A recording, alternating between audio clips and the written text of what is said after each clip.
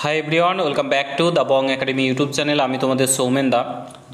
যদিও ভিডিওটা বানানোর কোনো ইচ্ছা আমার ছিল না, তাই এত রাতেই ভিডিওটা বানাচ্ছি, ঠিক আছে। তো অনেকেই রিকোয়েস্ট করছো, তার জন্য অনেকেই হয়তো ব্যাপারটা এখনও জানতে পারোনি। আজকে কলকাতা হাইকোর্টে ওবিসি কেসের হিয়ারিং ছিল, এসএলপি যেগুলো করা হয়েছিল তার হিয়ারিং ছিল। তোমরা প্রত্যেকে আই থিঙ্ক জানো, তোমাদেরকে অলরেডি আমি ভিডিও করে জানিয়েছিলাম।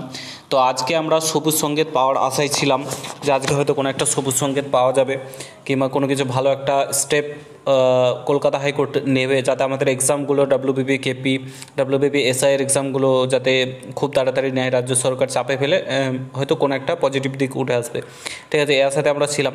তো কী হয়েছে আজকে কলকাতা হাইকোর্টের সমস্তটাই বলছি, পুরো ভিডিওটা দেখো, ঠিক আছে। চ্যানেলে নতুন হলে অবশ্যই চ্যানেলটাকে সাবস্ক্রাইব করে পাশে থাকা বেল আইকনটাকে প্রেস করে দেবে। যখনই নতুন ভিডিও আপলোড করবো তার নোটিফিকেশন সর্বপ্রথম পেতে অতি অবশ্যই চ্যানেলটাকে সাবস্ক্রাইব করে দেবে। তো ফার্স্ট অফ অল একটা কথা বলে রাখি, 4টে এসএলপির মধ্যে 2টো হয়েছে, ঠিক আছে।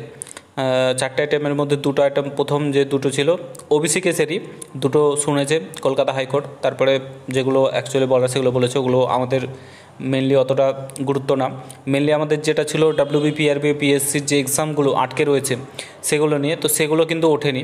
সেগুলো next hearing date I think 19শে জুন দিয়েছে, 19শে জুন আই থিঙ্ক, 19শে জুন নাহলে তোমার 9 জুন, এরকম সামথিং কিছু একটা দিয়েছে, ঠিক আছে।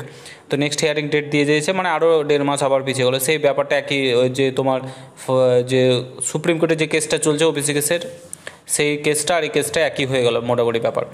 আর দ্বিতীয়ত ব্যাপারটা আমি একটা জিনিস বুঝতে পারছি, আমাদের বিশেষ করে রাজ্যে মানে রাজনীতি এতটাই চরম পর্যায়ে পৌঁছে গেছে, রাজনীতি থেকে শুরু করে মানে কলকাতা হাইকোর্ট, পুলিশ প্রশাসন, মানে সব কিছুই ব্যর্থ।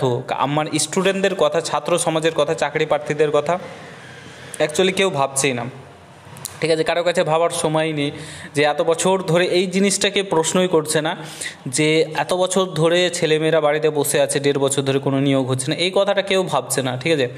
জাস্ট সব নিজের রাজনীতি করতে ব্যস্ত, রাজ্য সরকার নিজের রাজনীতি করতে ব্যস্ত, তার ব্যর্থতা লুকাতে ব্যস্ত, তার সুনাম নিজেই করতে ব্যস্ত।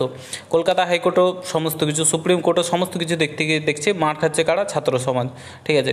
তো এই হচ্ছে বর্তমান পরিস্থিতি। এগুলো আর ঠিক হওয়ার নয়, এবার কবে ঠিক হবে না হবে তার কোনো ঠিক ঠিকানা নেই। মানে হতাশগ্রস্ত হয়ে পড়ছি, আর ভালো লাগছে না ভিডিও করতে এগুলো, ঠিক আছে। যাই হোক, ভিডিওটা সমাপ্ত করেছি, ভালো লাগলে শেয়ার করো। আশা করি বুঝতে পারছো। ভিডিও তোমার নেক্সট হিয়ারিং ডেট 9 মে, নাহলে 9 জুন, না হলে তোমার 19শে জুন আই থিঙ্ক, 19শে জুন রয়েছে তোমাদের নেক্সট হিয়ারিং ডেট। ওই দুটো যেটা এসএলপি রয়েছে আমাদের ডাব্লিউবিপিআরবির, সেগুলো শুনবে। তো ভিডিওটা এখানে সমাপ্ত করছি, দেখা হচ্ছে নতুন। ভালো থেকো, সুস্থ থেকো, গুড বাই, জয় হিন্দ, বন্দে মাতরম।